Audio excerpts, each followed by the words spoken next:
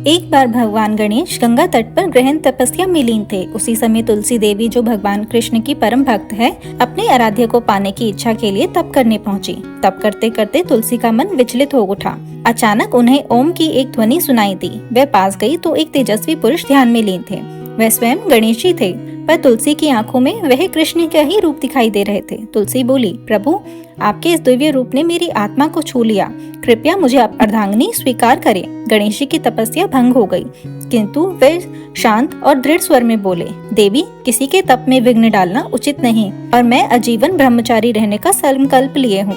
पर तुलसी ने अंतर्नाद करते हुए कहा, प्रभु, ये मेरा निस्वार्थ प्रेम है। जन्मों से मैं आपकी प्रतीक्षा कर रही हूँ। गणेश जी ने समझाया, देवी, यह प्रेम नहीं, मन का भ्रम है और मैं और प्रभु श्री कृष्ण यद्यपि एक ही तत्व के दो भिन्न रूप है, फिर भी एक दूसरे से भिन्न है। लेकिन तुलसी अपने भाव पर अडिग रही। प्रभु, मेरे लिए आप ही कृष्ण हैं, आप ही मेरे आराध्य हैं। यह सुनकर गणेश जी क्रोधित हो उठे। देवी, यदि आपने आग्रह से पीछे नहीं हटी तो सावधान, आपका यह हट आपको मेरे श्राप का भागीदारी बना देगा। तुलसी भी व्याकुल होकर बोली, यदि मेरा प्रेम सच्चा है तो मैं आपको श्राप देती हूँ। आपका ब्रह्मचर्य भंग होगा और आपके शीघ्र ही 2 विवाह होंगे। गणेश जी भी क्रोधित स्वर में बोले, देवी, आपने अपने आराध्य कृष्ण को छोड़कर किसी और को विवाह का प्रस्ताव दिया और असमय दिखाया, इसलिए मैं आपको श्राप देता हूँ कि इस जन्म में आपका विवाह कृष्ण से नहीं, एक असुर से होगा और मेरी पूजा में आपका स्थान वर्जित होगा। यह सुनकर तुलसी को अपनी भूल का एहसास हुआ।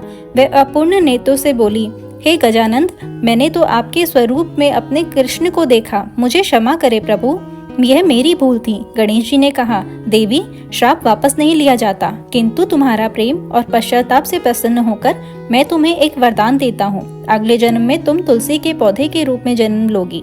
तुम्हारा विवाह कृष्ण के ही रूप शालिग्राम से होगा और तुम घर घर में पूजी जाओगी, किंतु मेरी पूजा में तुम्हारा स्थान नहीं होगा। तभी से आज तक गणेश जी की पूजा में तुलसी का प्रयोग वर्जित है। श्री कृष्ण की पूजा में तुलसी दल अत्यंत पवित्र और अनिवार्य माना जाता है। यदि आपको ये कथा पसंद आई तो कमेंट में जय श्री गणेश या जय श्री कृष्ण जरूर लिखें। वीडियो को लाइक करें, चैनल को सब्सक्राइब करें और बेल आइकन दबाना ना भूलें। सभी मिलकर बोले, गणपति बाप्पा मोरया।